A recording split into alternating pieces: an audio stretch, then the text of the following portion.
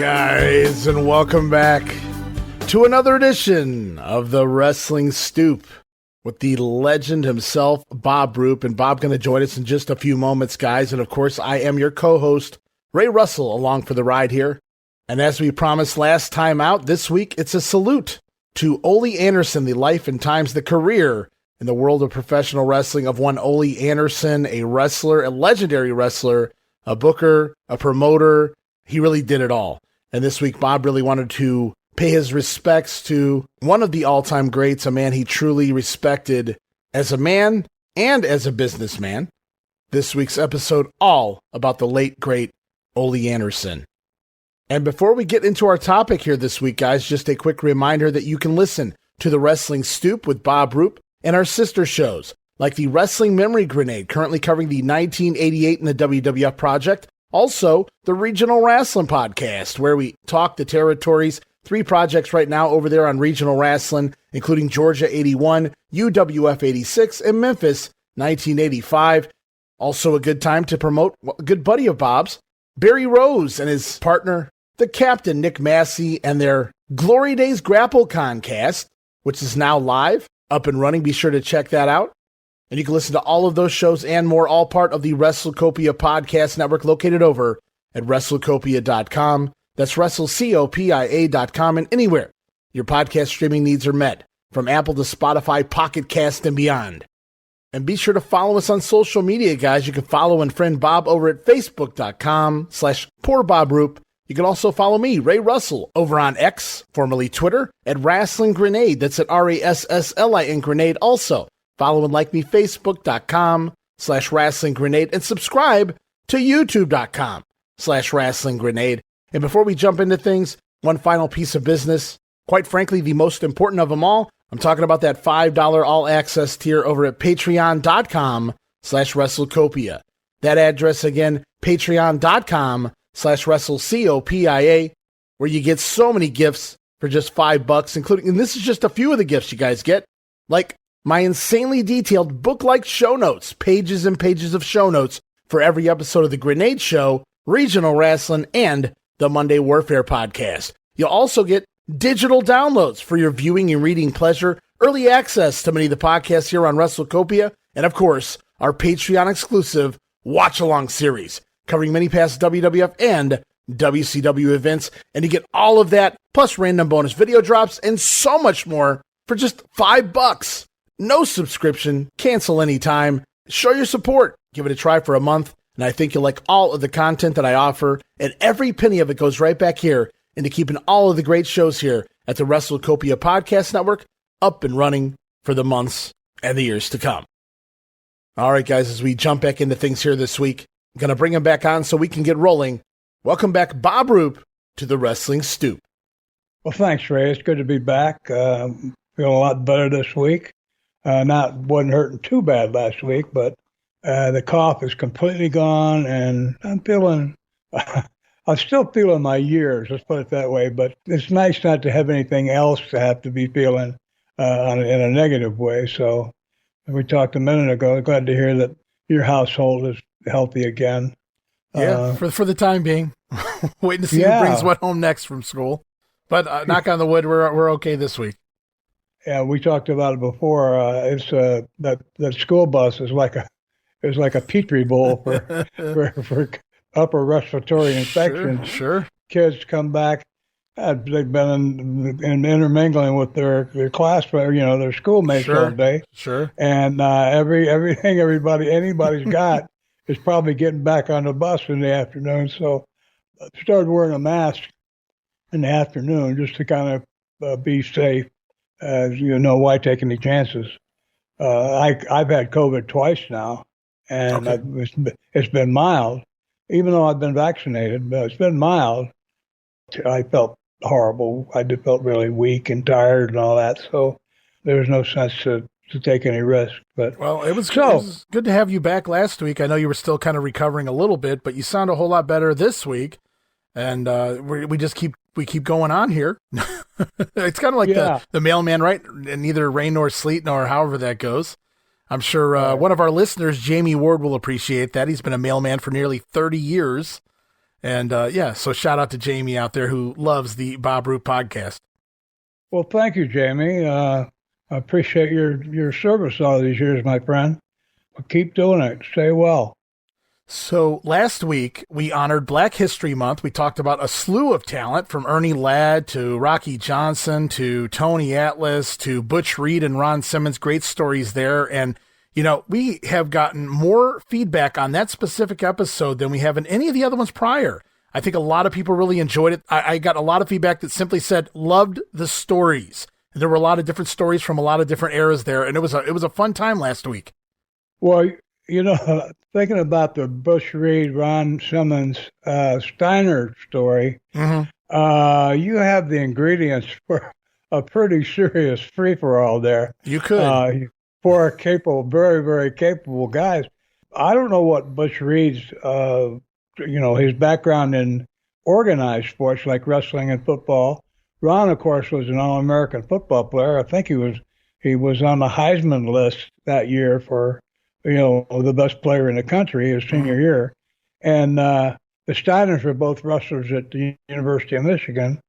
Usually wrestlers have an advantage in going against someone who not trained as an amateur wrestler, but those guys were such strong, and Butch and Ron were such strong athletic characters, and Ron didn't seem to be nasty. I don't mean nasty acting, but to have the potential for nastiness that Butch gave that kind of a hint that he could. Like, I don't want to find out. I don't want to find out how nasty either one of them can get. Right. But if I had to pick, I'd take Ron, and say, ask for plenty of prayer time before I have to go out and meet him. But Butch, I don't know. But well, I'm glad the story. Yeah, that story was interesting to me too.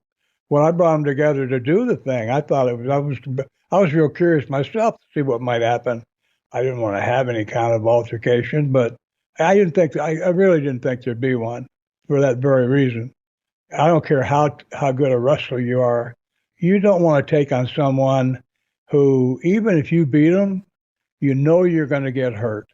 And that's kind of how I would have pictured a Steiner's Doom scrap. It had to go down that way. I didn't see it going down that path, but I felt like all four guys would have walked out of there with some kind of a wound. Yeah. If you got all four of them in a locker room together and in a disagreement of that nature anyway. But and it depends on it depends on how the fight starts. The fight starts with you getting hit in the head with a chair. You're kind of at a disadvantage. And I don't know about Ron, but Butch Reed certainly wasn't going to say, "Hey, let's fight." Butch would smile in your face and hey, say, "What's that over there?" And you turn around and by the time you turn back around, half your head's missing. Well, like Ron, he was a hell of an athlete. I think he played football in college somewhere in Missouri.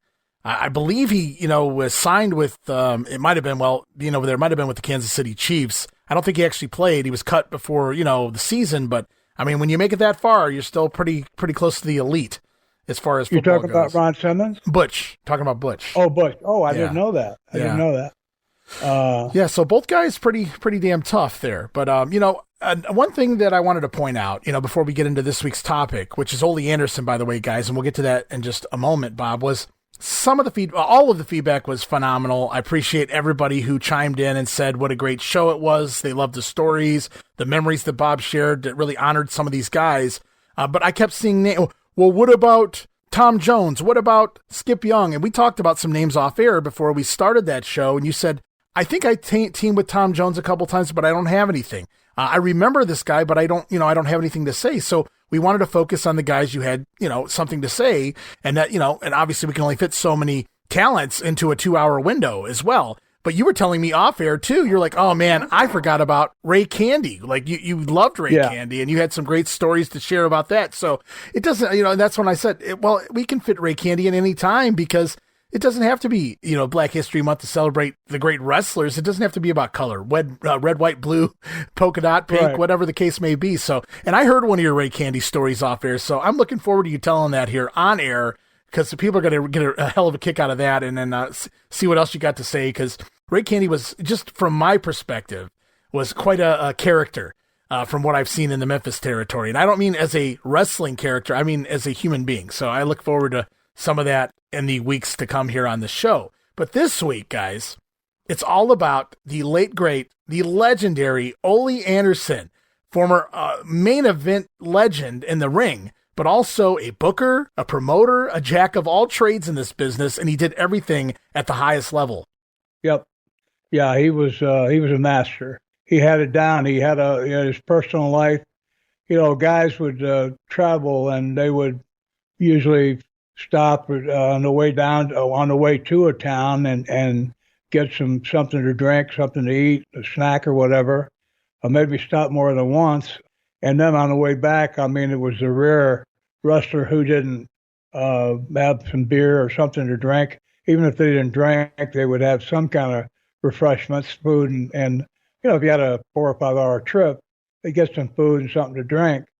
Ole, if he took a pop, like just a can of soda, that was unusual. Usually, the times I traveled with him in Georgia, where he and I traveled together, he never took anything either way. He didn't. Our trips weren't that long. The longest I think we had was a couple hours. He didn't spend money. He just, that's one of the reasons he was wealthy, was he saved his money. He didn't spend any money he didn't need to. If you add it up, I added it up one time, and just that stopping for a snack on the way and then on the way back, sometimes it added up to like $25, $30 a day. Mm-hmm. Over a month's time, you're talking about some serious money. Over a year's time, over a career's time, you're talking about some serious money, thousands of dollars that could have been in somewhere earning money for you, invested some way. And Ole always did that. He invested, he bought property and different things. That's why he had wealth. In fact, he didn't do drugs. He didn't even know about them. We'll get into that when we're talking about some stories with him. But yeah, I was his drug, I don't want to say educator. I told him that, I just told him that I wasn't going to come to him with stories about anybody. As far as drug use or anything, it came up somehow. We were talking about it somehow.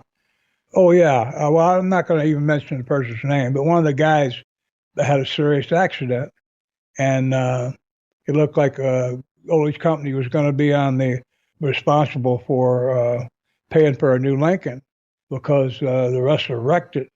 And it turned out they did a breathalyzer and all that. And when the test came back, it turned out that the guy wasn't legally drunk, but he was messed up. And Ole wanted to know, well, what was he messed up on? And I told him, well, he was doing downers. So that was the situation. I told him, if you want to know about somebody, if you have a reason, I said a lot of guys use, if you're on a long trip and you're trying to come down from, maybe you're in a riot or something that night, they might take something to kind of, calm, ease themselves, maybe take a nap in the car if they're riding. And then there's, of course, there's guys that abuse the hell out of them too. But I said, if you want to know, ask me. But I'm not going to come to you and just tell you so-and-so's doing this and that, because I'd be in here every day. Yeah. I was there every day, but I would go on tour for a week, and Ole might come about every third tour. He might come up for a few days. And this is during the Georgia territory? Yeah. Early to mid 80s? Okay. Yeah, we had a week in Georgia where we'd do Columbus, Macon, other towns, and of course Atlanta. The off weeks we'd always fly into Ohio, to Columbus, and a tour could be all Columbus towns, do a couple of Michigan towns. We could go into West Virginia and do a couple, 3 or 4 West Virginia towns. The Ohio towns, because they were bigger cities, would get probably 3 out of every 4 of those weekly tours per month. And then 1 week would be, say, Michigan, and the next month, another week would be the West Virginia, and those other shows are more like spot shows. Right. than regular shows. But he didn't. I don't blame him. I mean, he didn't need to come. That's why he hired me as a road agent. It was one thing that I did, but I went to get. I one day Russell didn't show up to. We're up in Ohio. He didn't show up for his ride. I went to the hotel and I had to get a maid to let me in the room. The guy was passed out on the bed and there was drugs, all kinds of crap all over the room.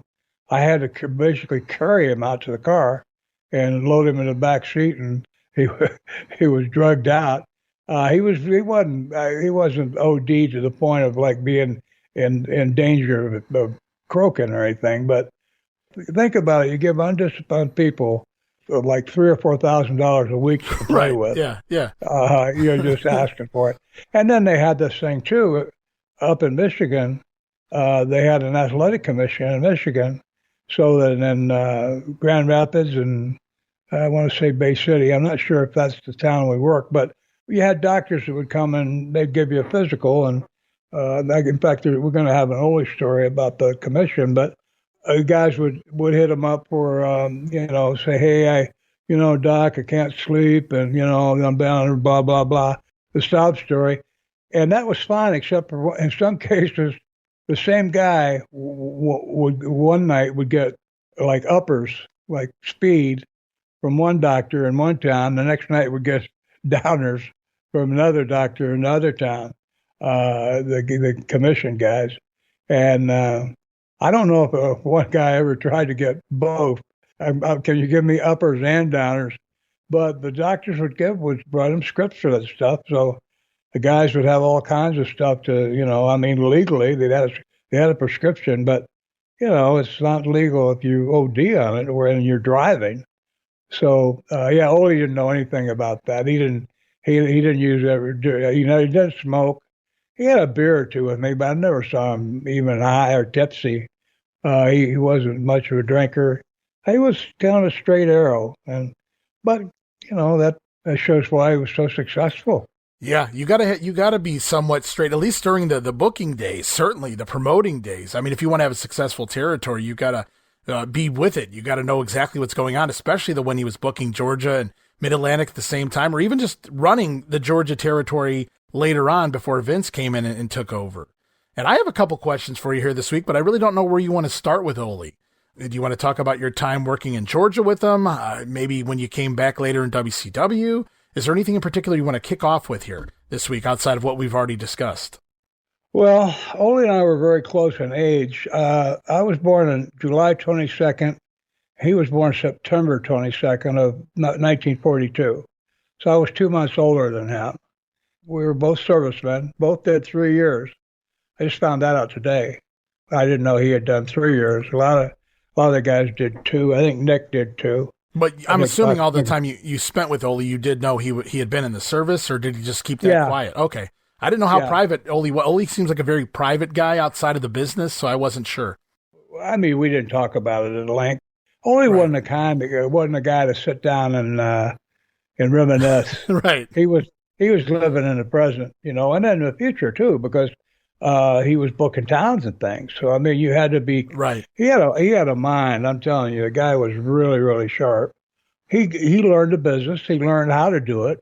He had the advantage of staying in the Carolinas for 13 or 14 years and learning everything that you need to know, because that territory would offer everything you needed to know if you kept your eyes open and you were trying to learn, like how to be a booker. And Ole had the same reason for wanting to be a booker that I did.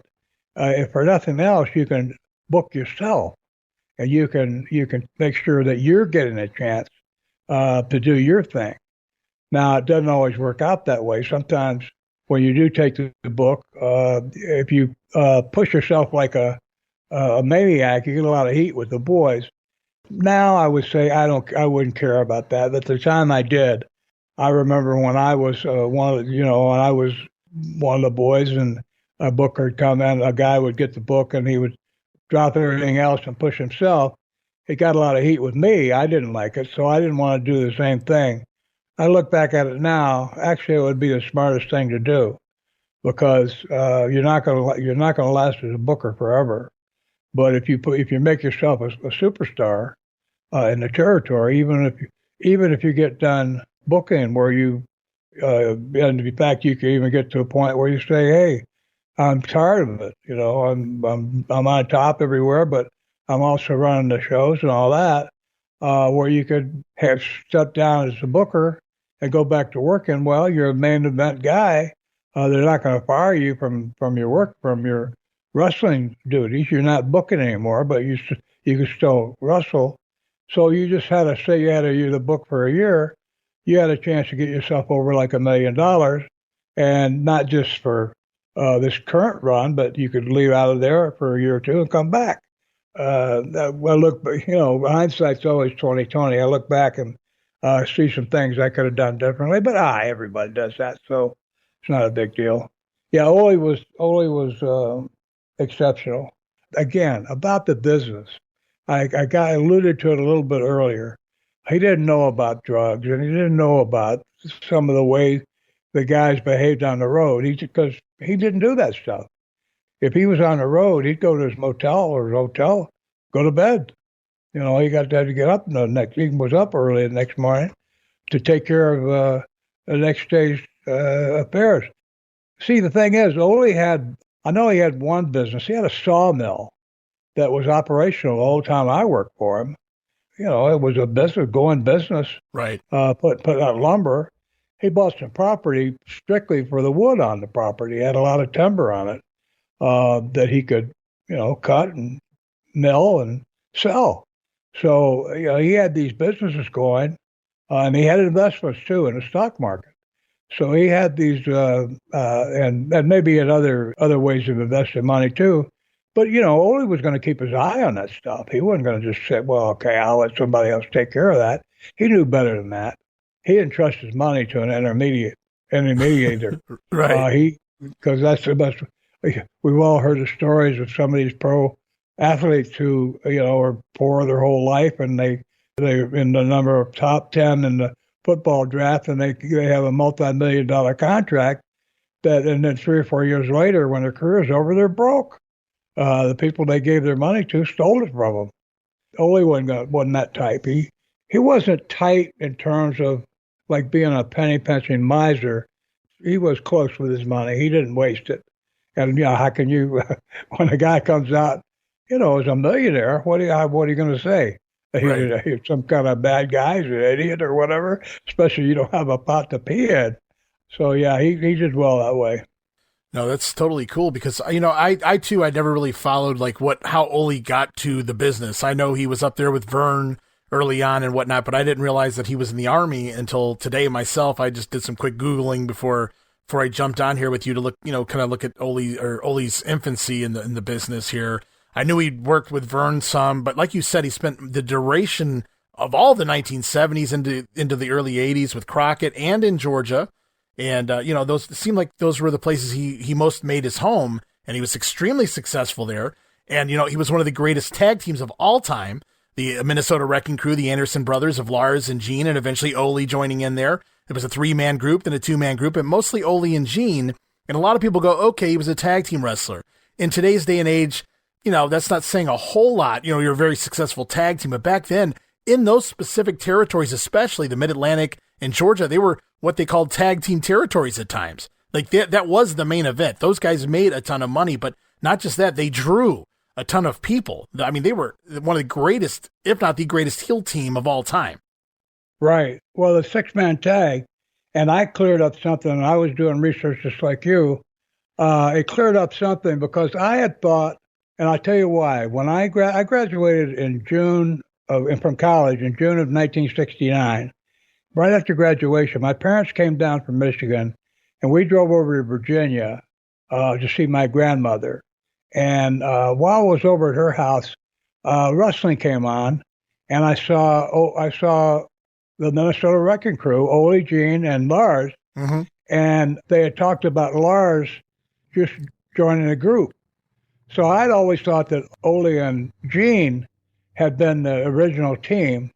But what I found out today, it was actually Lars and Gene. Right. had been the original team, but Lars left for a while. Yeah. He went somewhere for I don't know how long, a month, a year, whatever. And he had come back, and he came back in June. This is the very time I'm talking about. You talk about making a connection. Right. He had come back in June to join the Gene and Ole again, and they had that 6-man thing going again. And that's why I got the impression that he was the Johnny Come Lately. Right. But he was actually just rejoining them. And then he left again after for too long. He left just a couple months later. Lars is reading some of my Facebook posts and sending me little messages. So I'm not knocking him, but I'm curious. It seemed like that 6-man thing, especially with Ole and Gene, would have been, guaranteed money. Sure. And when you got the Carolinas, where you got 2 or 3 different circuits you can go on, you can say, oh, he stayed in there 12 years without having to go out. Well, what could be better than that? I regret. I think again, I wouldn't do anything different. I look back though, if John Ringling, Jim Crockett's senior son-in-law, if he hadn't messed me up, I might have had. Again, I don't dwell on that because I wouldn't be sitting here with you. Well, Ringley messed himself up too, though, So at least karma came back. Well, yeah, I don't know all the details, but power corrupts, and he had unlimited power. He was running the company, for a senior, and had all the night I called him to give my notice after the night he almost got me killed. We'll get into that when we go to the Carolinas, but I called him every 30 minutes till about 4:00 in the morning. Oh, you talk about Crockett. I don't know Crockett's daughter's name, but boy, she pissed off at me. But I didn't care. My life had flashed before my eyes earlier that evening, and I quit wrestling for 6 months. I didn't have a match for 6 months after that night. So you talk about being a little bit upset, a little bit, life flashing before your eyes. You realize that I could have been killed, and it was all because he was too lazy to do his work. He's getting paid to do all his job, to do his work. And he's supposed to tell my ride to come pick me up at a certain place. He's not there. So anyway, when I called him, so he wasn't getting home till 4:00 in the morning. Well, I don't know what he could be doing that late because we weren't that far away. So I was home by like 11:30, 12 o'clock. So anyway, that marriage went bad, and he Ringling.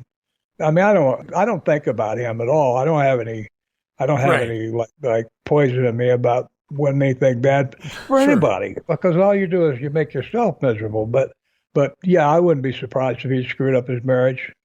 So that's not very nice, is it? Well, it is what it is. yeah, exactly.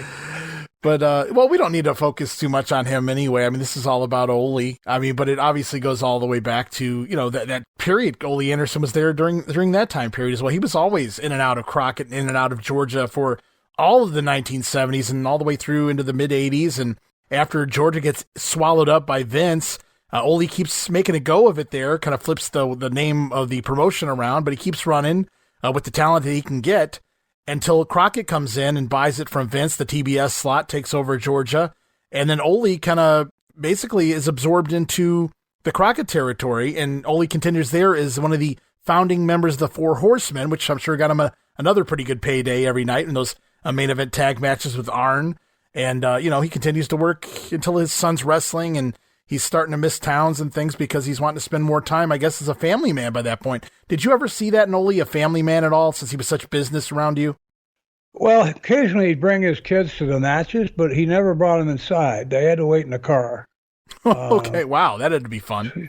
Yeah, so, well, he was at the office all day. If he was going to spend any time with them, it would have to be during the drive to and from the town.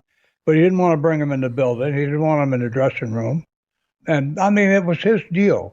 Right. He had 6 kids, and eventually I think he had 7, but at the time. So, I mean, it was his thing. I mean, they're your children. You do what what you got to do with them as long as you're not abusing them. But I do remember going antique shopping in one time. I don't know if that was for himself or for his wife, but he spoke well. I mean, we didn't talk about family much. Right. All he was all business. Even on the road, if we didn't talk about, our personal lives. There's one that's Ole was just Ole. You talk about brusque. The first year I was working with him, my later wife, we weren't married yet. We didn't have our children yet, but she was training to be a nurse back in Alexandria, where we had lived when I worked up at Mid-South for Watts.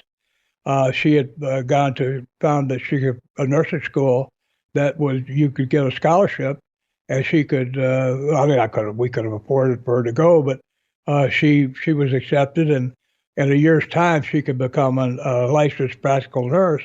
I went to Atlanta and drove there, and I stayed in a boarding house there, and she stayed in we had a rented place in Alexandria. Well, anyway, she came to visit me in Atlanta because I never got a chance to see her.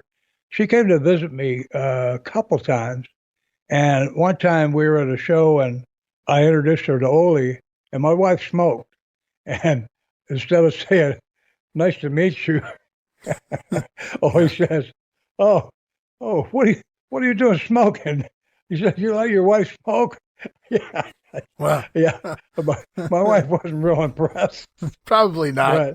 Probably but, not. That's Ole. That was Ole, yeah. I got to say this. Over the years, I have seen countless people.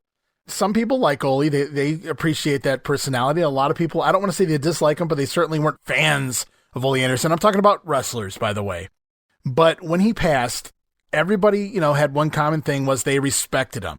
So yes. Nobody said, nobody jumped online and said, finally, he's, something terrible like that. Everybody, you could tell there were certain people that were like, Ole made it very clear he was never a fan of mine, but I have nothing bad to say about him as far as, he was a businessman. He was, he was good for the business, and whatnot. So I can't say that nobody's ever said a bad thing about Ole Anderson, because that would not be true, Bob. But I will say that it was mutual respect across the board from everybody I've seen online. I know Ole has hated, and I'm not going to turn this into a Ric Flair show, but Ole has stated how much he disliked Flair for the past several decades.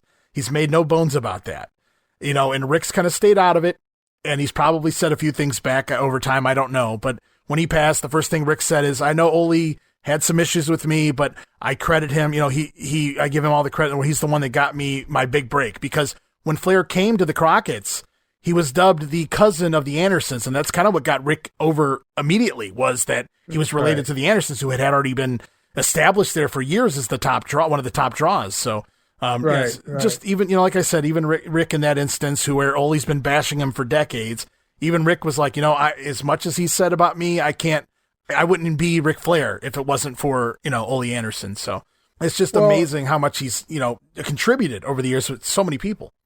Well, we get into an area of, we're talking about performance art and improvisation work. A person that goes out there and, say, has 6 different opponents on 6 different nights and has a different match with every one, maybe fitting that their opponents, not opponent, but their co-workers. Their style. Different style, sizes, whatever. different types of wrestling. Yeah. Some guys you don't want to ground. We talked about that before. You don't want to put them down because you'll kill them by holding them down. So you have to improvise.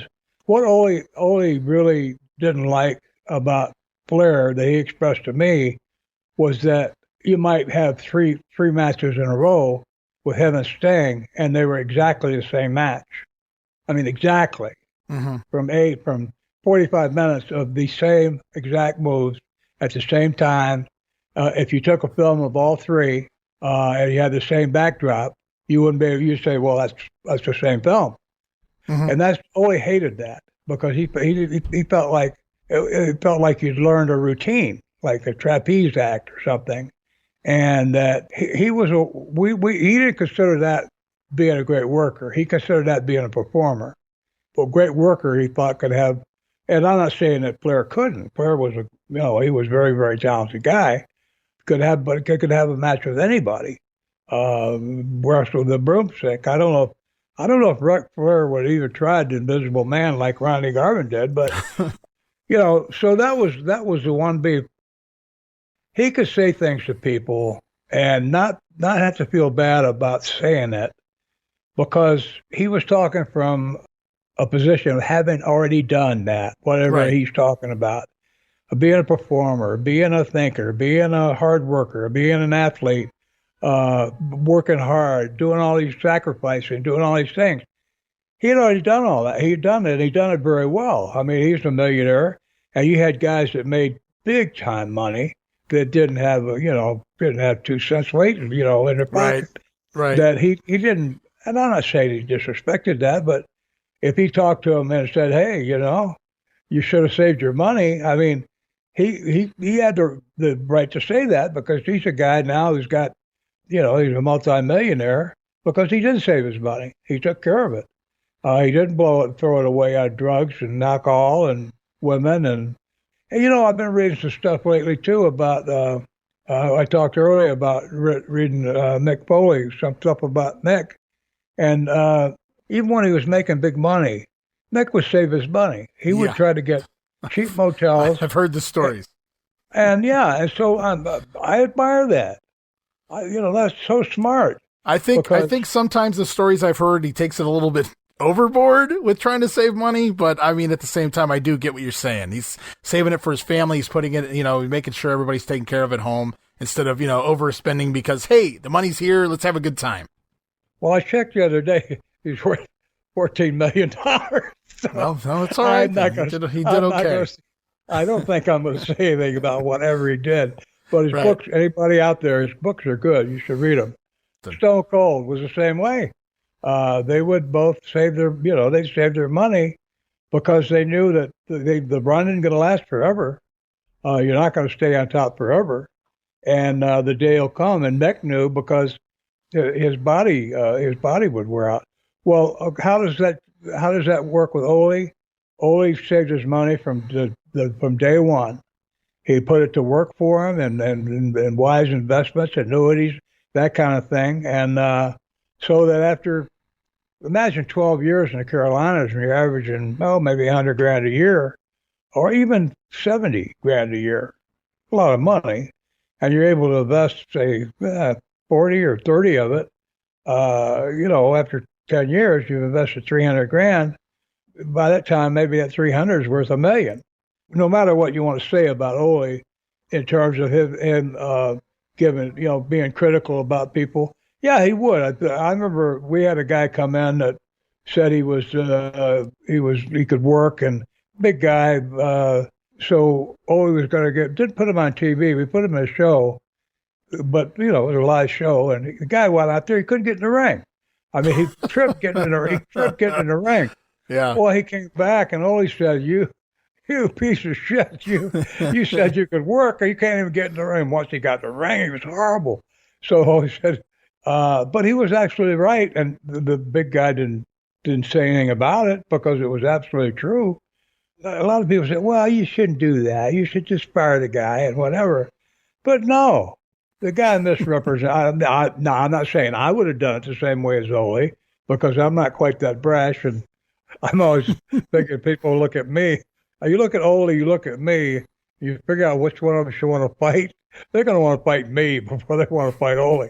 Ole looks like he wants to bite their face off. He does. Yeah. Plus he does. You're right. So I didn't have. I mean, he was talking to my girlfriend. He says, "So you're a smoker, huh? Yeah, that's real good." And what are you going to say? I mean, of course, my wife wasn't real thrilled, or my girlfriend, right? But she knew she was right. She shouldn't have been smoking. But, we have our foibles and our ways of doing things. But you know what? In a way, I respected that because, you know what? He wasn't phony. We were in a business that was a work. Right. That there were so many con men. Everybody, the more you could con, boy, if you could con the other wrestlers and the con the promoter, you were just the top of, which means everything you're saying and doing is a lie. Right. Well, Ole knew that everything that he's involved with here is a manipulation, is a machination of some sort to try to make money. So in his personal life, he was going to be honest and straight. No, I agree with you. I was going to say walking into a business like that and realizing it for what it is, which is, I mean, now it's a lot different because the world's a lot different in general. But back then, when it was the Wild West and anything goes, and I understand how everybody works, and some of these guys, 50, 60, 70, 80 years old, still, they can't get out of that habit. And, a lot of people can see them for what they are today. And they still, they still keep being what they've done for, like you said, con men for all of these decades. I kind of get what you're seeing there in regards to Ole was in a world like that, you got two options, just go along with it or just be yourself. And he kind of just told it like it wasn't. It's kind of it's not a favorable thing to do. You're not going to get along with everybody, but I think doing that, you're protecting yourself at the very least. Like, hey, this is me and this is what's going on. And, being gruff like that, at least, you've got a fence up around you. You don't have to deal with all the nonsense.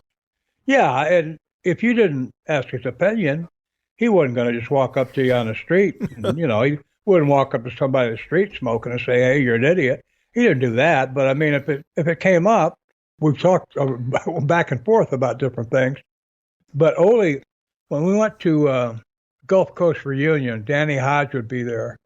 And Ole and Danny would always schmooze and enjoy each other's company. And one of the times we were there, Ole told me that when he broke in up in Minneapolis, he went to, I think, Burns. There was a ring. I'm not sure exactly where it was, but I think the Crusher and two or three other people, big name wrestlers, were there. Vern and Danny Hodge was there. And so Ole came in. He was trying to break into business. Mm-hmm. And so they asked him, pick somebody to work out with. Now, I don't know the background of all those other guys. Vern, of course, could wrestle. Right. If you're Wilbur Snyder or whatever, and you can't wrestle, I don't know what you're going to do to Ole. If you don't know how to hook or whatever, mm-hmm. If you're going to work out with him, I don't know what you're going to fight him, start punching. They said, pick who you want to work out with. Well, he picked Hodge because Danny was the smallest guy there.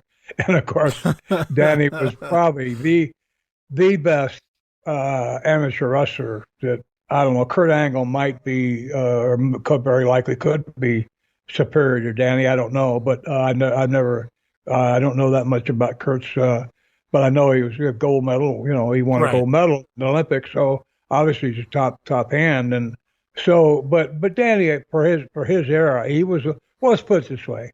The most valuable wrestler at the NCAA wrestling tournament every year is the Danny Hodge Award. Right. So obviously, he's got the clout there. He earned the respect.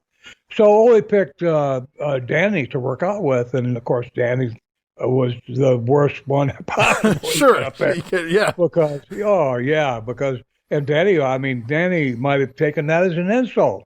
You think because I'm the smallest, that you picked me because you think I'm the weakest.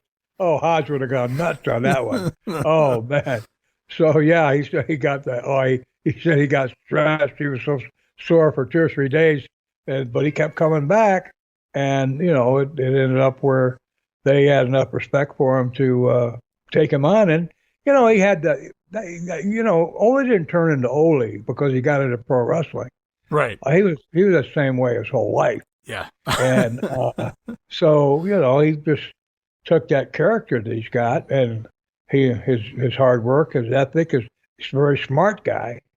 He put it all to use for all those years, and that's why we're talking about him now, because he was an exception. If he hadn't gotten sick, he'd probably still be alive, and he would be someone that would be, one of the real success stories of pro wrestling. Really, he'd be up there. I don't think he would. He probably wouldn't be up there with McMahon, but he would certainly be within range a lot more than anybody else, or very few people that not just save their money, but put their money to work for them. Right. So that you're like a multi-millionaire several times over. Yeah, he was exceptional, but yeah, he started out the hard way. And he came from he was Polish by ethnicity, and he talked about one of the things that really hurt him was later on. He's probably his 50s. He fell off a roof. He got up on the roof of his house to do something. And he fell off. It hurt his neck real bad, and his shoulder. And I asked him, well, why'd you do that? Why'd you get up on the roof? He said, well, that when he was a kid, his grandfather used to carry shingles up to the roof and go up there and shingle the roof. And he said he was like 65 years old. He put a bale of shingles on his shoulder, climb the ladder, and go up there and shingle the roof. I said, well, that's pretty unusual. He said, well, not in our family. He said, nobody thought anything about that. That's just what people did. You were tough. You didn't let yourself go and turn into a big pile of goo. That was kind of the attitude he had, but and he wasn't rich. He wasn't born rich. So he was a self-made man. I read that he went to Colorado, and he came back and he wrestled. He went to some other school. I can't remember, but he went to St. Cloud.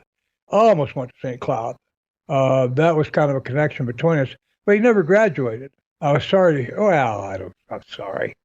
Talking about can't be sorry for a millionaire, multi-millionaire. Yeah, sorry about that, Ole. If he just graduated from college, he could have been a success story. Yeah, he might have been worth six figures. Yeah. Meanwhile, I've got the equivalent of 9 degrees. Yeah. Well, I didn't save my money like Ole did. Well, I didn't make that kind of money. Yeah, I mean, I think Ole, in regards to his money, just really quickly, I think I had read somewhere or heard many years ago that he made millions. I'm not saying crazy amounts of millions, but hey, man, 7 figures is cool. Just off the sawmill you were talking about, not even in the business. So, I mean, I'm sure he was doing just fine between all of his businesses and whatnot. But I had a question for you as you were talking here that came to my mind. Now, you were with Ole for about 2.5 years straight, all of 1983, all of 1984, through the buyout in 85. You were let go, or you quit, or whatever. What happened there after Crockett took over a couple months after Crockett came in there. But you were with Ole all that time, and so that means you were there when the buyout happened. The Briscoes sold, and everybody sold to Vince, and Ole lost Georgia Championship Wrestling. And I'm not really trying to get into all of that right now, but what I am trying to get into is, do you remember Ole's demeanor when this? I have no doubt there were a lot of words that came out of his mouth when this happened, but do you remember seeing Ole down or just defeated or anything like that, or was it just the anger? Oh, them son of a bitches, or did you see Ole kind of?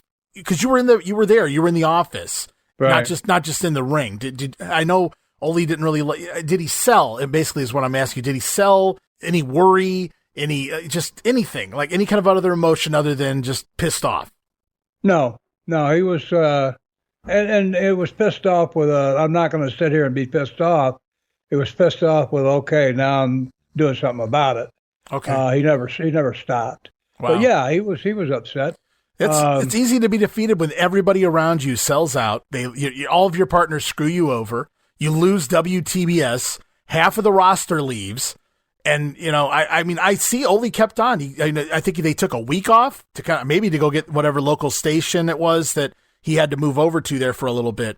But, I mean, it didn't take him long to get back on the air and find talent. Ronnie Garvin came in and a few other guys came in, and he just kept trucking. I mean, maybe the Road Warriors, and they hung around for a little bit for Ole too after that. There had to be some kind of a loyalty there, I suppose, since Ole really got them together. Really got the Road Warriors wouldn't exist without Ole Anderson. So I was just curious. That's really cool that he just, said, all right, you son of a bitches, let's see what we got to do to keep rolling.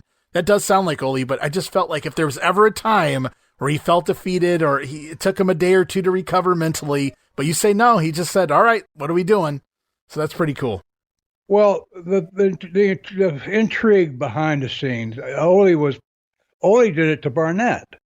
Ole managed to get a controlling interest. Jim Barnett wasn't going to give up controlling interest of championship wrestling from Georgia.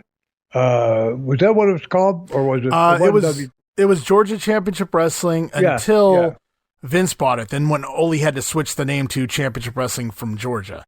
Right. Well, Barnett wasn't going to give that up because he was taking money out for his own personal use every day, weekly. Oh my! Yes, and so when Ole managed to get a controlling interest to get over 50% of the stock to where he could run things, I never saw Barnett once I went to work for Ole, and so that it would happen to him where somebody does a stock manipulation to where he all of a sudden, he ended up, I think, I'm not sure everybody sold out, but no, I think a couple of the local guys. I don't think like Fred Ward did, and I don't know. I think Paul Jones may have sold, but I think Fred Ward. I think there was a couple guys who didn't besides Ole, but it wasn't enough to maintain control. Yeah, Fred Ward and his son-in-law Ralph Reed, Freed is his last name, F-R-E-E-D, and I got to know Ralph pretty well. He's a good guy, but Fred had Columbus and Macon. I think he had a couple of towns down there that Ole. They were advertised off Ole's TV. Right. So he was in business. They had stock too. And they didn't sell. I remember Ole. Now I want to make sure that everybody out there understands this is not criticism. I've said it before. The people that sold out, like the Briscoes, for example. I know both those guys. And I really like them both. I mean, Jack's gone, but I have very fond memories of them, a lot of respect for both of them. When they sold out, the money that they made, that they sold out for, in today's money, would be like a couple $1 million. Right, yeah. And in terms of spending power. So when you have a business that's not based on having assets like a great big building or a stadium or, property or a lumber mill, a sawmill, where you don't have real assets, but you have something that can make money, like a wrestling promotion. Well, a lot of times, like Coloni, when Coloni bought Australia, right? Well, you know what he bought? He bought the TV and the contract of TV that weren't guaranteed that he'd be able to keep them, and he bought a couple of wrestling rings. Probably. Yeah, I don't know. There wasn't any buildings or weren't any arenas or anything. So you spend $1 million or whatever. What are you buying? Knowing that for the guys to sell out when McMahon was willing to come forward with that much money was smart. I mean, again, look at Championship Wrestling from Florida today. It's not worth anything, right? I mean, is there anything going on down there? They're not generating any money that I know of. So if you had stock that you could sell for millions of dollars, and you had a chance, and those don't come along that often. I mean, who else in the country had the money to maybe Byrne? I don't know, but who else had the money to make that kind of offer? So, or had the interest. So when the man came along, I didn't blame the guys at all. But there was a thing Ole told me about one day. He came back and he showed me. He had a like a mark, like what it was. He had taken a knife and he'd cut a little X in his hand. He had been out with the Briscoes that day, and he asked them about their stock, and they told him that he said if you're going to sell it, we just sell it to me. And they said, well, we don't want to sell it. We're not going to sell it. Ole said, well, let's do the blood, shake the hand, the blood brother thing on it, that you make a promise. Well, my understanding later was that they'd already sold the stock. Mm-hmm. Now, again, I start out by saying I don't blame these guys, and I still don't, because that's the way of business. It's just the way it is. And perhaps a condition of, now people say, yeah, but they shouldn't lie. Perhaps a condition of them selling their stock was to not to announce it. And that might have, if Ole did find out they had, maybe that would have queered the deal. That would have ixnayed McMahon would say, well, I'm not going to give you the $300,000 or the millions. Right. So I don't blame them a bit. I might have very well done the same thing. And they had no reason to be loyal to Ole. When there's money involved, there's always beefing going on. If you go on tour, say you draw $50,000 in Columbus, Ohio, this week, big show, the first time the Road Warriors are there, or something like that.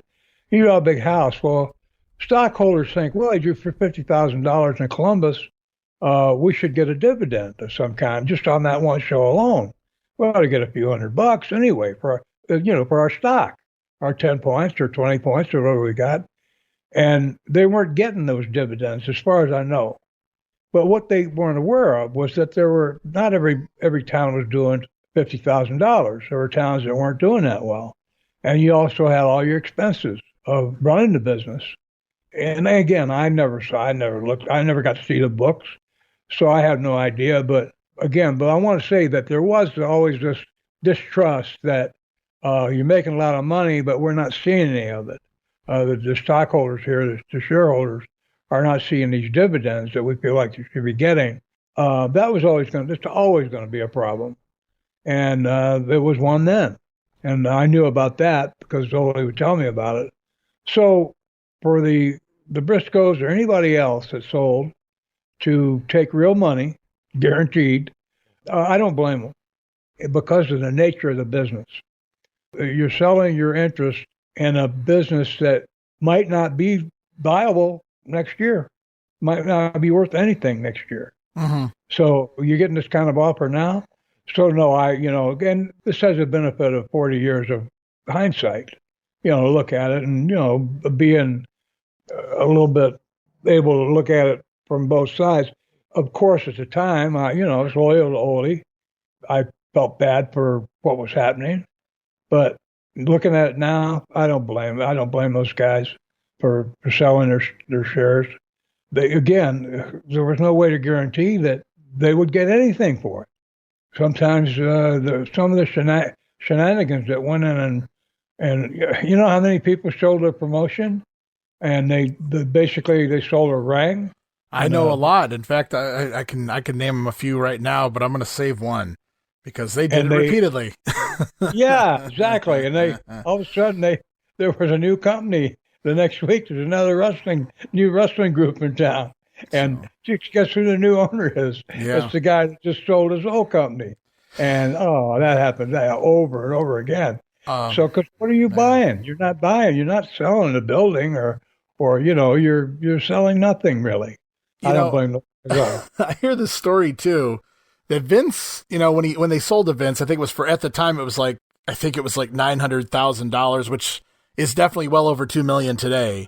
And it's like, what did he buy? He did get that TBS slot. So he did buy that. He got some cable television out of it. But at the same time, I guess the story goes, Vince, the first time he comes in down there, he's got his wife with him. I don't know. Have you ever heard this story? Did Ole tell you this story about meeting Vince and his wife, Linda McMahon? I was there. Oh, you were there when this situation happened?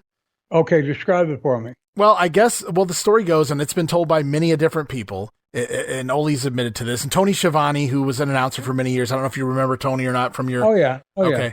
Tony's told this story, and he said in Ole's later years, even Ole admitted he kind of regretted what he did, but I guess Vince walks in with his wife, and he's like, Ole, looking forward to trying to work with you.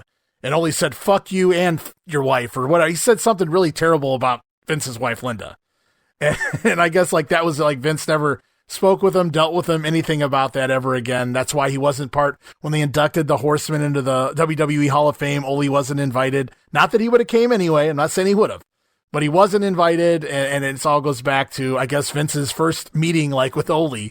And Ole basically said, not just F Vince, but, F his wife. And he maybe had some other choice words for her. And she was just standing there. And I don't know if were you there ever though in the confrontation between Vince and Ole? Not confrontation, but just conversation or anything like that. I was there. It was a TBS. I don't know what you're talking about happened. Okay. But we were at TBS, and Vince was there. I'm trying to remember if his wife Linda was there, and but I remember I went there, not as muscle, but just solely wasn't there alone. Sure. Had watching his back. And Vince I don't remember who was there with him. Maybe, I don't know if Gorilla Monsoon was there. Vince had somebody with him too, to watch his back.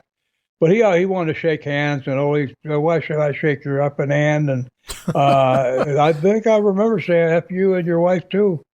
So yeah, because the guy, he said, "You're trying to steal my business. Yeah. Why should I shake your hand?" And I didn't blame him. I mean, I thought that made sense. Oh, it does make sense. I just thought it was funny. But I mean, not that I don't buy it. I mean, they say, what would Jesus do? What would Ole do? That's exactly what I figured Ole would do. Yeah, well, you got to respect it, whether you like it or not, whether it comes across as being smart. I would rather go down being defiant to my own screwing than agreeing to it and say, "Oh, okay, well, yeah, I was nice, though, before they shot me out of the water. I was a nice guy." No, he just said, and I got to respect the guy. Let me ask you another one.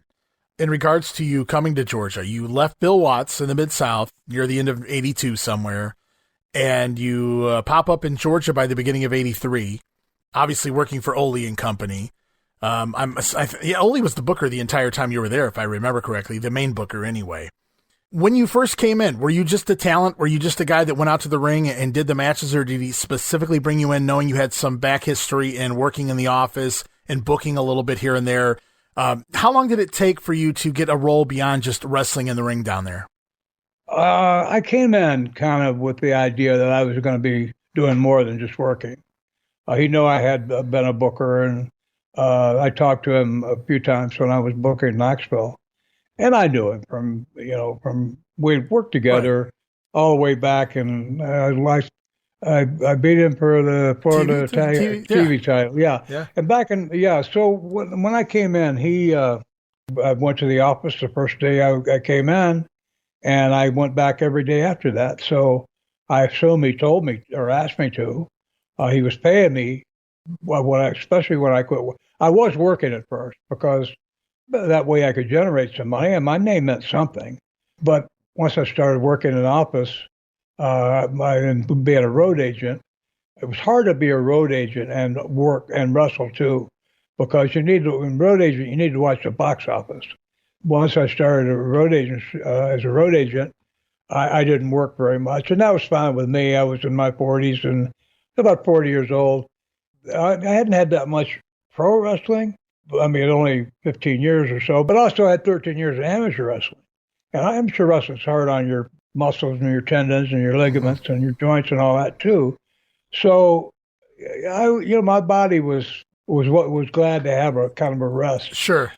Now, one of the things that happened when McMahon took over was that when Ole started the other company, I went back, got the tights back out again, and I had the benefit. Ole and I did a program where we did take fist and cage and all that stuff between me and him, which was a real honor. The way I look at it is that, he was one of the top guys in the business, and I got to work real closely with him in the ring too, as well as and we were friends, which, believe it or not, well, you believe it, you know the business. You don't have a lot of friends in the wrestling Very few. business. Yeah. No, sure. you can't.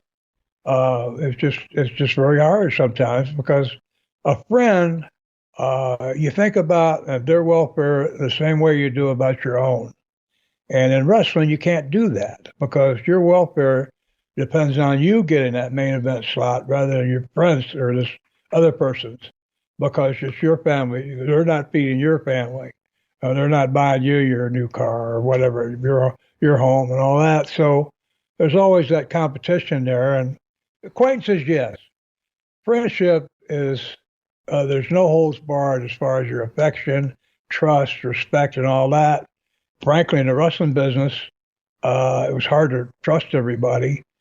What we were just talking about, the blood brother, we know we won't sell the stock, and they already sold it. But that's business. Again, no criticism here. Right. It was a smart move on their part. But how could you trust people? How could you trust anybody? They swear on their mother's life, their kid's life, and all that. Yeah. And no. So I was going to ask you.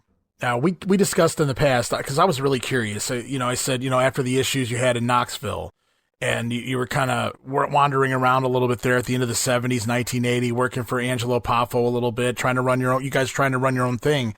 And then you wind up in the Mid-South territory working for Bill Watts. And I had asked you, what did Bill say about that whole fiasco? Because, you guys were, especially you, were quote unquote blackballed. And then here you pop up for one of the most hard-nosed, who a lot of people like to call bully in Bill Watts, one of the most no-nonsense promoters you could ever work for.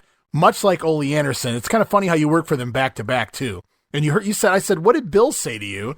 And I'm paraphrasing here, but you said Bill basically said you wasted away one of the best years of your career because, you weren't working for a major territory making the big money. You basically cost yourself at least a year's worth of really good money is what Bill said to you. Said nothing to you about, I don't trust you, F you, but I'm going to give you a job. Nothing like that, right? And you leave Bill and you go and work for Ole, and by everybody's accounts, they're very different people, but in some ways they're looked at the same because they told it like it was, Bill and Ole, right? And they were no nonsense. And I'm curious, what did Ole say? Did you ever talk about that with Ole? The whole Knoxville thing? Did Ole, clearly he trusted you too. So it's kind of odd, everybody telling the story 20 years down the road, and there's a couple people still crying and whatever today. But, they tell the story, they remember it a certain way, and everybody falls in line and they feel sorry, and that's the way the story is told. But clearly Bill Watts didn't mind. Ole Anderson didn't mind. The Florida office didn't mind. So it's a kind of a false narrative that's been put out there for so many decades. Unfortunately, you kind of left wrestling behind and you never defended it. So they really got years of jump on you as far as, kind of telling their version of how things played out. But really my question was, so you've told us what the Cowboys said about all that. Did you ever talk to Ole about any of that? Let me think back. Didn't mean to spring it on you. I was just curious. No. You know what? I don't think so. I don't think it came up, and I'll tell you why. Ole and Bill both knew. They were both running wrestling companies. The idea that a bunch of the wrestlers are going to get together and go opposition is absolutely preposterous. What was the name of that guy that started a wrestling company, had serious money out of Chicago or someplace? He hired a lot of the top guys. Einhorn, Eddie Einhorn. Eddie Einhorn. Mm-hmm. Einhorn had millions of dollars. He tried it, right? Yeah. Did he make it? No, it didn't last very long at all. He was in and out in about a year, if that. Yeah. So this is a guy with connections, with television, with all kinds of money. Yes. And he can't make it. Watts and Ole both knew there's no way in hell that a bunch of wrestlers without any serious backing, right, and maybe having a TV station backing them, that's one thing. Now you got some serious money and you've got the ability to sell your product.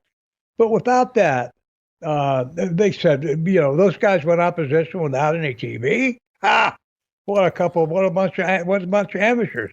That's why I told Buck Robley. I mentioned this on a past episode. He approached me about doing opposition to Ole. Sure, right, yeah. And I told him, I told Ole what he had approached me, and Buck said, "Well, you Bob, I thought you were one of the boys or some crap." When I told Buck, Buck, you really need to learn the business. You don't understand the business, and the business is, Buck, you don't have a chance. You know why? Because the boys won't support you. They'll quit talking to you. Mm-hmm. Nobody's going to help you. Well, you had a first-hand experience of how that played out, so you twice. Yes. Yeah. So I should have learned the first time, but it was really, I was just curious because I was really interested when you told me what Bill Watts had to say. I was kind of surprised that the way Watts looked at it, but obviously I knew that Bill trusted you. He brought you in immediately, put you over as a top babyface, only to turn you heel so that you could feud on top. You were the North American champion, which was basically their quote-unquote world champion for the territory. And, I mean, you feuded with DiBiase, you worked with Orndorff, you worked with the Dog. Clearly, he trusted you as a personality, as a talent on the roster. You said sometimes you would sit in, the office a little bit there. But then Ole brings you in, you're working in the office for Ole. You certainly see, especially like you said, once Ole lost some talent and he had to put you back in the ring more than you were prior to that, you can see, he certainly trusted you. He gave you a lot of the main, talent to work with. Ronnie Garvin, you're right back working with him after all those years. And it's just amazing that, and so I was just curious, like, what was Ole's take on that? But obviously his take was he didn't even need to talk about it. He put you in position and showed his trust in you. And obviously you guys grew a friendship out of it. Without trying to sound like I'm putting myself over, I'm pretty sure that both Bill and Ole, who both did some amateur wrestling, I'm pretty sure they respected me. When I talked to him, I could look him in the eye, and I wasn't trying to serve these people. I didn't want to play games, con man games with people. To me, it just was a waste of time. So I would be up front, and Watts I respected. But he let me set up every week when he did TV. I sat up there. I wanted to get ideas from it because his business was great. And what better compliment could I give him? I wasn't being a stooge. He wasn't giving me any extra money, anything like that. I was already at top. Mm-hmm. I mean, I was one of the single heels. He wasn't going to elevate me over the dog. The dog was our lead. If you got a dog team, but dog's got a good name because he was the lead dog, but by far. In fact, he could pull a wagon almost by himself. And the same thing with Ole. I level with those guys when I talk to them. What you see is what you get. Bill didn't talk about it.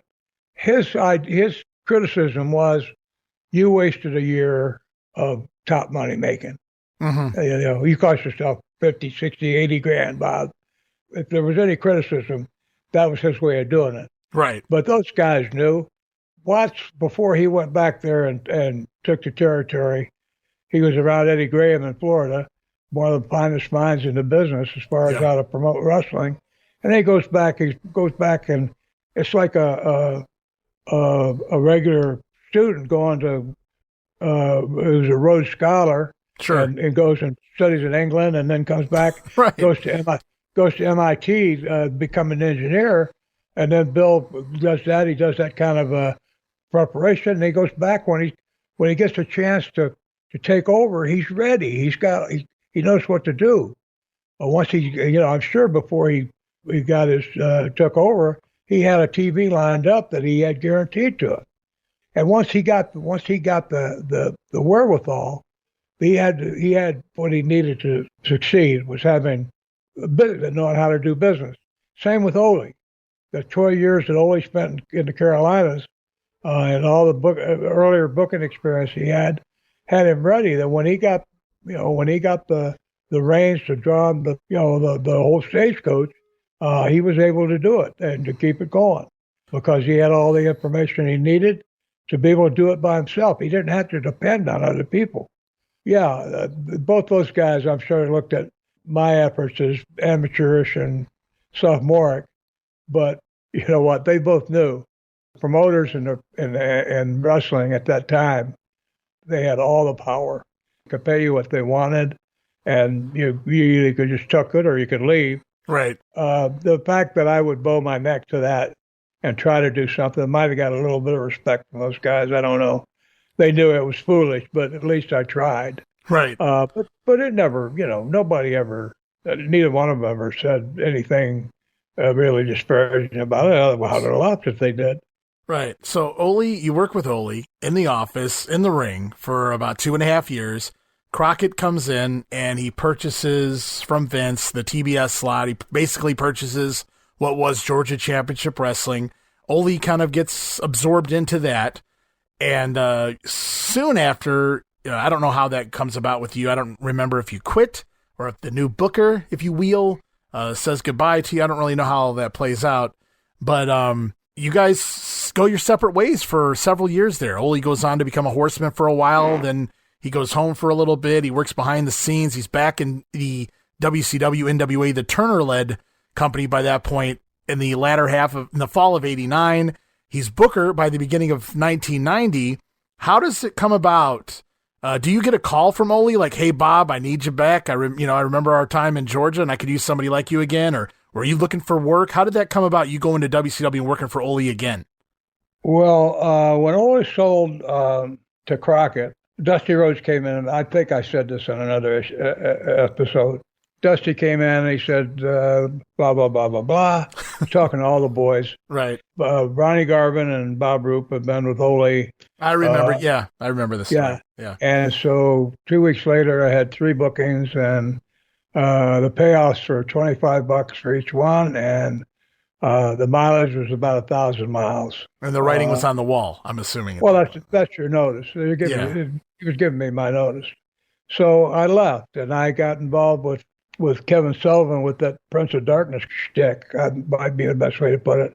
we went down and did that, and I ended up getting the book. And then once I wore out, I kind of was semi-retired, and I was helping raise my kids. I was Mr. Mom. I remember I was working with my buddy Red Roberts at I think it was called the Starting Place. It was a place for kids who were on the street who would run away from home. A lot of abused children, young girls who had been abused by their parents or somebody in the family and run away from home. And I was working there for, I don't know, like $10 an hour or something like that. I was in recreation. I was organizing softball games. We're in South Florida, so you could get a lot of time to play sports outdoors. Mm-hmm. And I got a call, and it was Ole. He says, "Yeah, I'm booking. Come on up and be a road agent for me. So I'll pay you $75,000 of your expenses." That was it. That's all he said. Wow. And, just that simple. Hey, Bob, come on up. I can use you. Yeah. Wow. Okay. Well, that was our relationship. Even if I didn't see him, I didn't lose any of my respect or affection for him. See him again, it's like, hey, good to see you, and it's all back. It's like, if you got dear friends, sometimes you can't be around them maybe for years, but when you see him again, all that friendship is rekindled, and it was there all along. It stayed there. It's just dormant because you're not able to interact with them. As soon as you can interact again, it's all right out front. And I was there as long as he was. Now, the way he got canned, Jim Hurd was the president. Right. And Louise Manning was, who had been our secretary when we had the company. Louise, Ole, and I were the mainstays in the office before McMahon bought the company out from underneath him. Uh-huh. And so Louise was working in the office up there for Jim Hurd. She was one of the main secretaries. She arranged all the travel, and anyway, she's up there. She was at the nerve center of the organization. She knew what was going on. Well, Ole really didn't like. Ole was outspoken sometimes to a fault, and he didn't like her. I remember he did one in the rib one time. He had Hurd to do an interview with Stan Hansen, and Stan was chewing tobacco, and Hurd had on a light-colored jacket, probably cost $1,000. Yeah. And Stan somehow squirted tobacco all over the back of his shoulder of his coat on television. Oh, man. I love that era of Stan Hansen. I was so happy when he came back over from Japan. I don't know what brought that. I guess it was like an Ole thing, maybe, right? Getting Stan in there. Because Stan really wasn't working the States, anymore by that point. But that was a hell of a run, and the chewing tobacco was definitely a big part of it. Oh, yeah. Ole and Stan were friends, yeah. Yeah, Stan's a great guy. Yeah, he is. But he and Ole were friends, yeah. But Ole got inspired by the offices where Hurd had the offices. I'm not sure exactly where it was, but I was up there, but I don't remember. I don't think it was in the Omni. But anyway, there were the kind of offices that didn't have a ceiling. They were just rooms, but they didn't have a ceiling. You could actually hear if somebody was standing outside your office and was talking in a normal voice, you could actually hear them. Okay. Because, again, there was no ceiling. There was a wall between you, but there was no ceiling. And Ole would go up there and say just horrible things about Hurd, I guess, to the point where he didn't like Hurd for some reason. So I don't think most people do. I know Jim Cornette's, quit over Jim Hurd back in 1990. During your time period there, Cornette quit the company. Took the Stan Lane of the Midnight Express with him.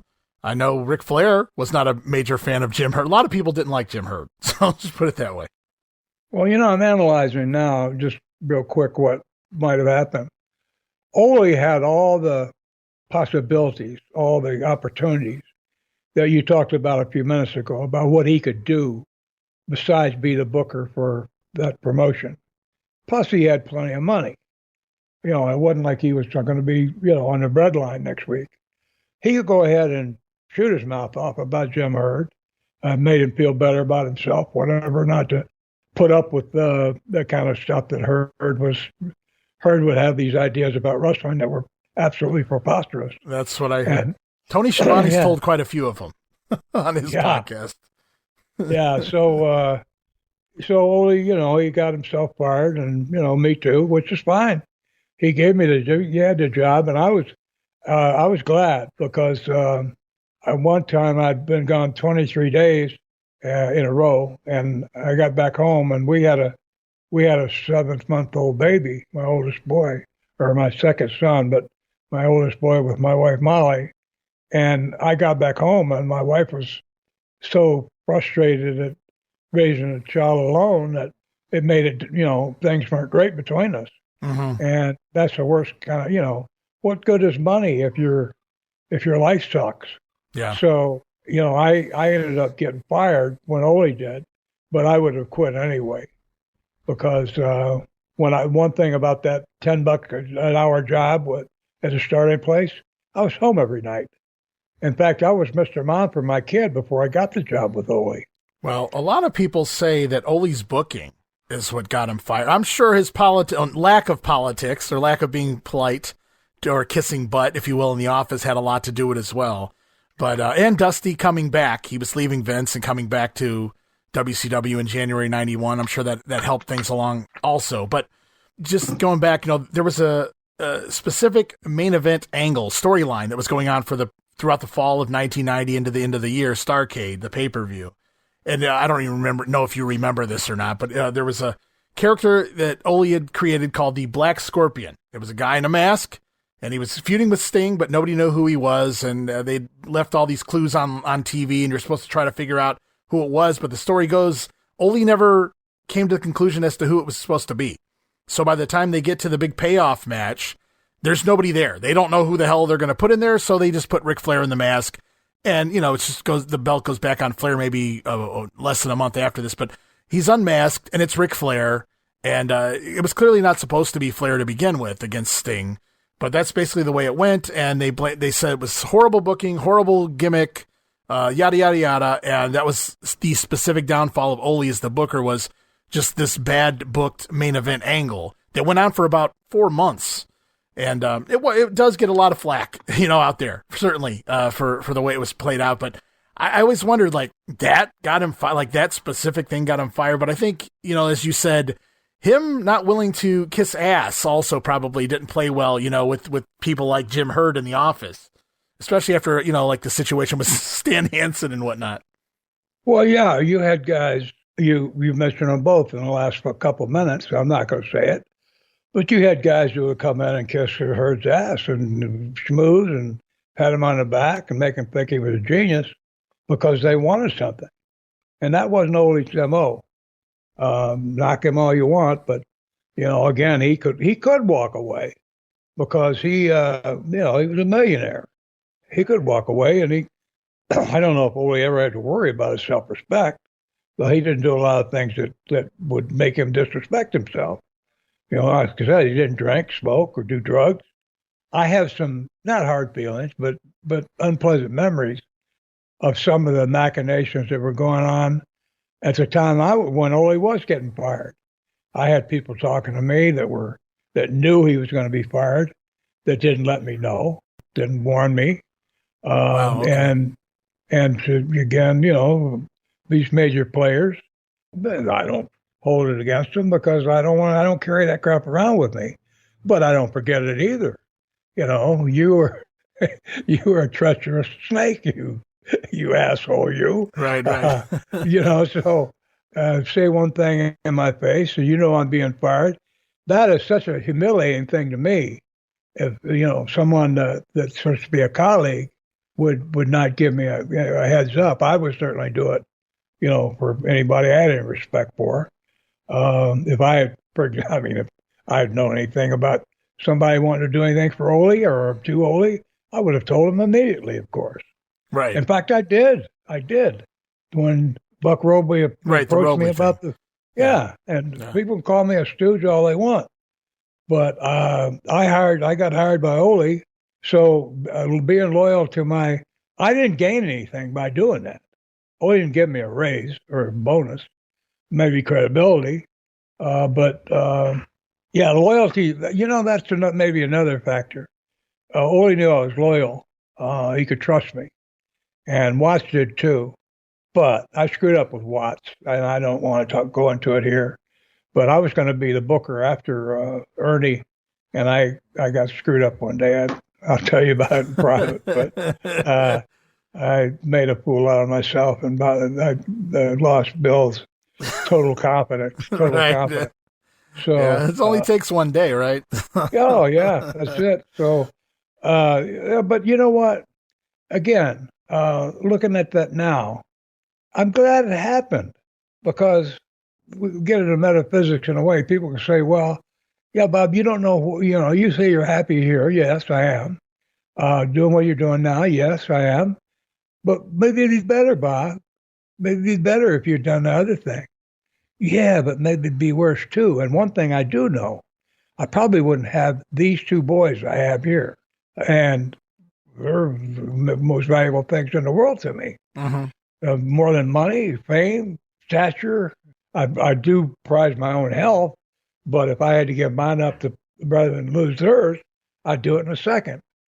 So no, I don't want to change anything. So yeah, being loyal to Ole hired me, and immediately I get guys come to me and want to talk about overthrowing, trying to take his business away. And the other thing was there was no way it was going to work. That's another thing. When I told Buck, you need to learn the business. Your plan about just getting a bunch of guys together and say, oh, we're going to go opposition. How?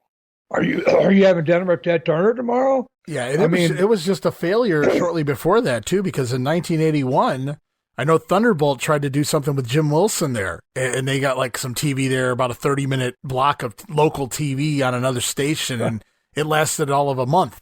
Yes. They started out trying to work the Omni, which was just absolutely insane. Oh, I don't know why you do that, but yeah, it lasts no time. And so even if you gave tickets away, you weren't going to get people to come to Omni for a fly-by-night promotion like that. No. Right. Yeah. So, but Ole's just one of the greatest heels of all time. I think I read somewhere, it might have been his book, that he was stabbed 7 different times by the fans, which is, quite a few times. I don't know what the average was for the best heels back in those days, especially in the South, but I'm sure 7 is, quite up there in numbers. It just, what an amazing career he had in the ring, out of the ring, as a booker, as a promoter. When Bill Watts got fired from WCW in 93, they needed a booker, and Ole was already working in the office. And so Ole's given that spot temporarily at the time, but he's back in there under the book again for just a brief period of time before they found a replacement. But Ole worked for the company there, WCW, until maybe the fall or so of 94, and his oldest son, I think it was his oldest son, Bryant Anderson is what he went under. He broke into the business, and Jim Cornette gave him a spot, and Cornette was promoting Smoky Mountain Wrestling at the time. Ole, working for WCW, they had the power plant, which is where they trained wrestlers for WCW. Uh-huh. And Ole said, hey, it's my son, why don't you come on down? Cornette comes down, and they film outside of the power plant, his son running up and down a hill, Ole cutting a promo for his son, saying, this is my son, blah, blah, blah, blah, blah. He's coming to Smoky Mountain. They're trying to make him a big deal. The next Anderson, the legacy continues on.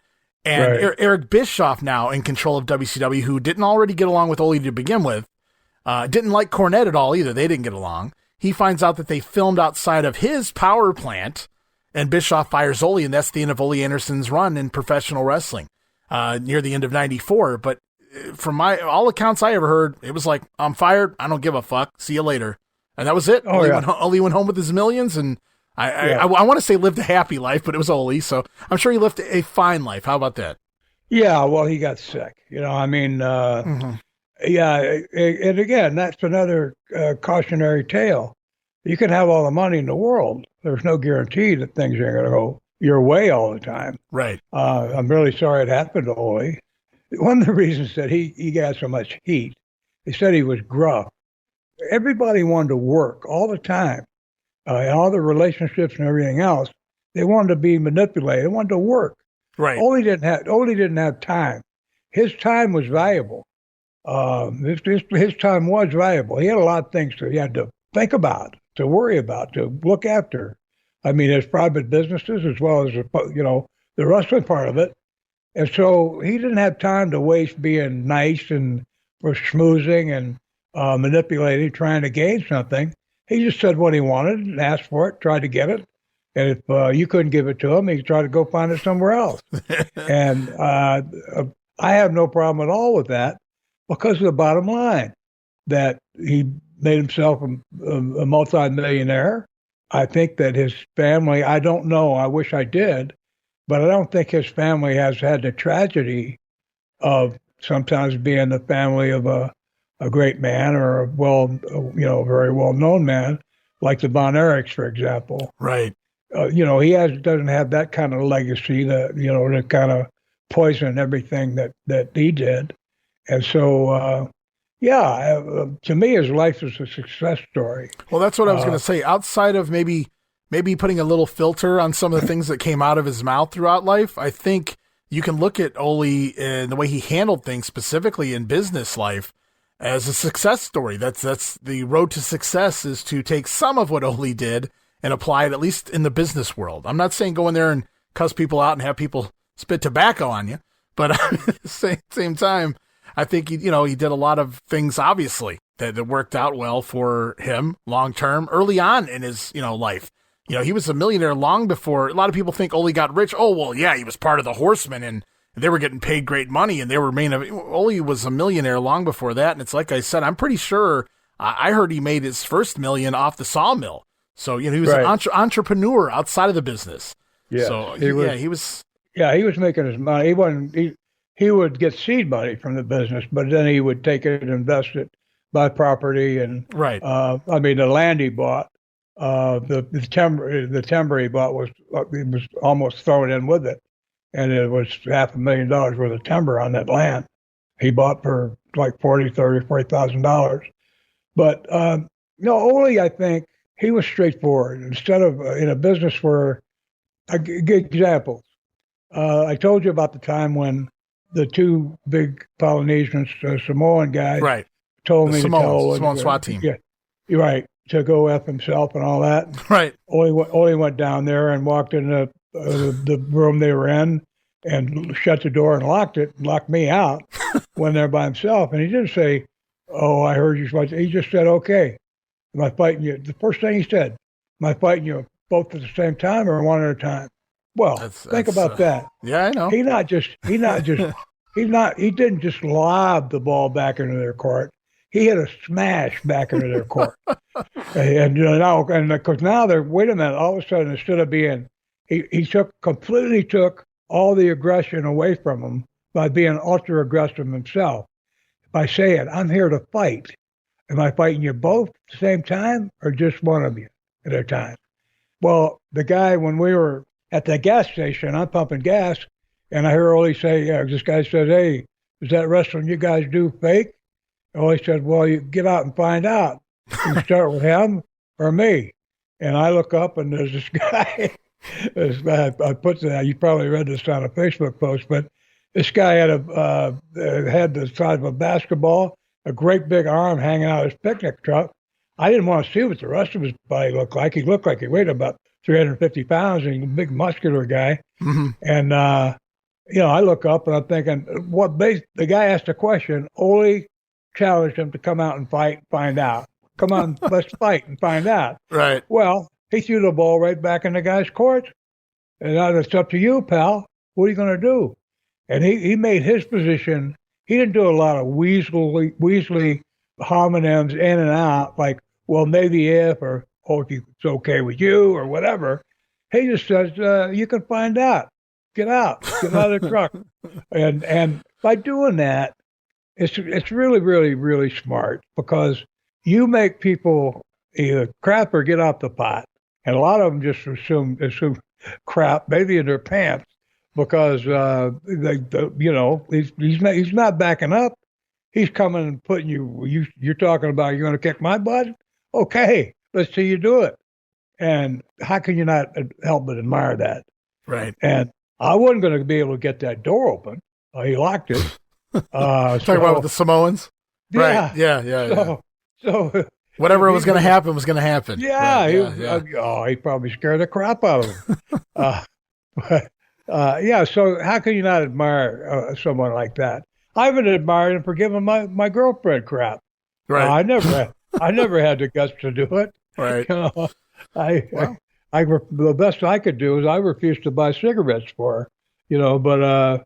yeah, Ole was one of the real positives in my career of being able to spend those couple of years and a half, and with him, straight shooter. What he said was what he meant.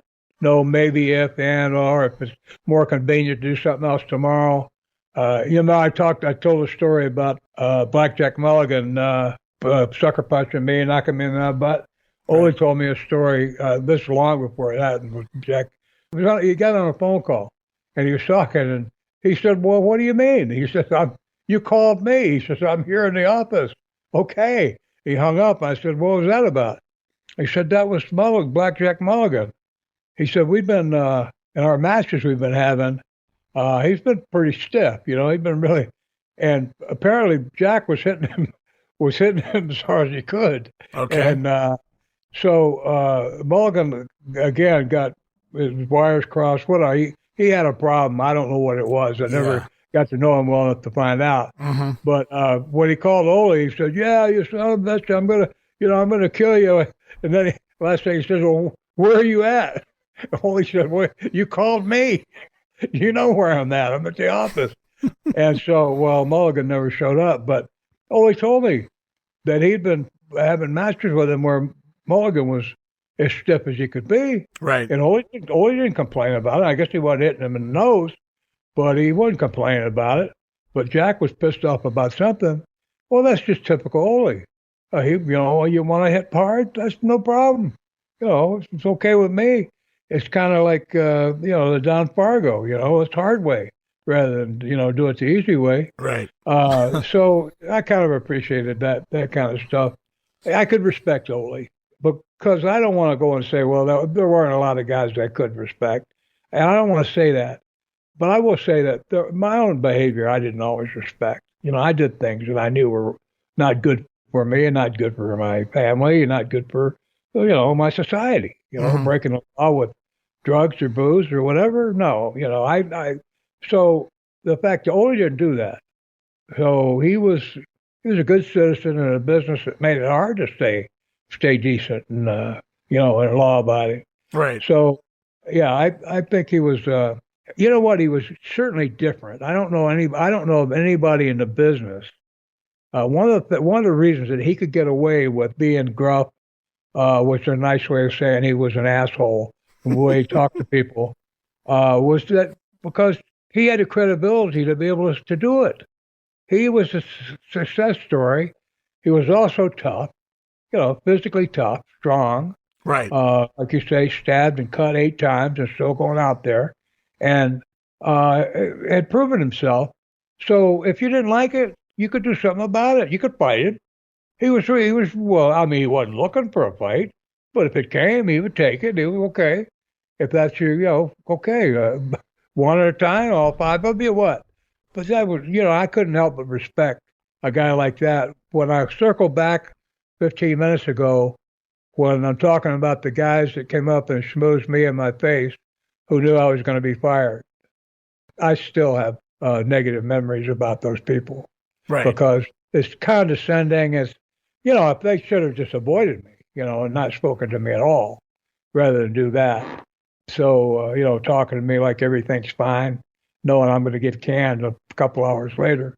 And I only bring in that negative type, venal type behavior to highlight that Ole's gruff or whatever you want to call it. He was honest. He was honest with what he said and what his opinions and all that. He felt like he had the right and the ability to make those opinions. If you didn't like it, you could fight him. You could sue him if you wanted to or whatever. He was a stand-up guy. You hear that stand-up guy about a lot of people. Ole was a stand-up guy that, in every sense of the word. Well, he had warts, of course. He wasn't perfect, but in a business that was and still is, for as far as I know, have a lot of manipulation going on. He was a guy that was honest, and that you could depend on to be who he said he was. And that was rare. He didn't change. Well, he was a straight shooter and certainly a legend in every aspect of the business, from promoter to booker down to obviously a main event caliber wrestler, specifically as a heel, but he was good as a babyface too, and one of the few that really, really made you believe, even when after you knew it was a work, he still made you believe when you watched those promos with Ole Anderson, Bob. We're kind of winding down on time here. I just appreciate you, wanting to do this. You said, hey man, I want to pay some respect to this guy. He was, a good friend and really good in the business, good for the business that you were a part of as well. And I was a lot of fun this week, just talking a lot of memories here, getting your take and your experiences working around Ole all those different times and all those different years and places, whether it was the regional Georgia territory or even in WCW, Bob. I really, really enjoyed this week. Well, me too. And, what we'll probably do is Ole, just because we talked about him today, that doesn't mean we're done with Ole. Oh, I'm sure.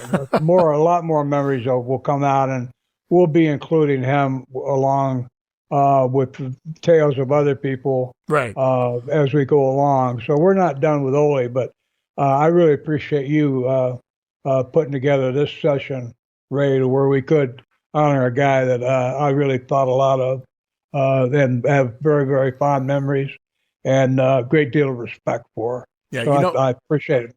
Yeah, absolutely. Well, there's a lot of people out there that have already been putting out Ole tribute shows, but and no knock on them. Lots of wrestling historians and things covering his career, but a lot of these people never really. Maybe they met Ole. I don't really know, but they certainly didn't spend the time that you did with him. And that's why I really wanted to get this out there, because I knew that you had all this experience with Ole. Again, 2.5 years in the office with him back in the mid '80s, and then again in WCW in 1990, not counting all the times you stepped in the ring with them. And like you said, we go all the way back to the early 70s. You come back from Amarillo, the first thing you do is beat Ole for the TV title in Florida. So you've been around Ole quite a bit throughout your career in the wrestling business. So I just thought it would be, as sad as it is that he passed away, I thought it would be a fun way to show your appreciation and my respect for his career.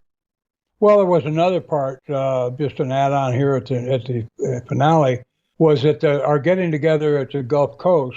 Ole and I spent most of our time, like where we'd be at the meeting hall where everybody'd be together. We'd be sitting either next to each other or across from each other, and talking among our. Sandy Scott would be there, Ronnie Garvin, but Ole and I would, and usually that night when we go back to the hotel, I would go to his room because he would have a hard time getting around. So I got to spend, several years, maybe 5 or 6 years, every year going down there and spending a couple of days. And a lot of times you heard the same stories over and over again, but you hadn't heard them in a year. And it's your friend telling you a story that, right. That you like hearing anyway, because it's about they're sharing their life with you like we're doing now with our listeners. So, yeah, thanks first of all, for having this podcast. And then, again, for bringing a dear friend like Ole. Well, I do want to mention Louise Manning, too, or Bennett. Sure. Because she was dear to Ole, too. The three of us ran that office, and Louise was still a dear friend, and she cared a lot for Ole, and likewise, he cared a lot for her. I want to just say hi to Louise and give a shout out to her. I know she's remembering Ole with a lot of fondness, too. So thank you again, my friend. Very good guy. Well, Bob, I don't know where we go from here, so we'll talk about it off air in the next day or two. So if anybody's wondering what we're doing next, I'm not sure. I've got a lot of ideas. We could always go back to the beginning and continue on, and there's some other topics that I've been working on and getting ready for here on the show. So stay tuned, guys. Stay tuned to social media. I'll let you know where we're headed next in the next day or so online. But for now, I think it's time to wrap things up, Bob. And I appreciate you, as always, every week. Another great show. Lots of new things learned here from me and behind the scenes, and just some more Ole stories shared that nobody else can share because they were personal to you. So, again, thank you very much this week on the Wrestling Stoop. Well, thank you too, Ray. All right, and I think that's going to finish things up here this week. I want to thank you once again, Bob, for sharing some of your fond memories and stories throughout wrestling history. And a quick reminder, guys, to go follow and friend Bob Roop over at facebook.com/poorBobRoop. And of course, as always, I am your co-host, Ray Russell. You can find me on X, formerly Twitter, at Wrestling Grenade. That's at RASSLIN Grenade. Also, follow and like me, Facebook.com/Wrestling Grenade. And please don't forget that $5 all-access tier over at Patreon.com/WrestleCopia. So many gifts for just $5. Every penny of your donations goes right back here into keeping programs like this alive. So until next time, I want to thank all of you again for your kind support, and we'll be back soon with more of the Wrestling Stoop with the legend himself, Bob Roop.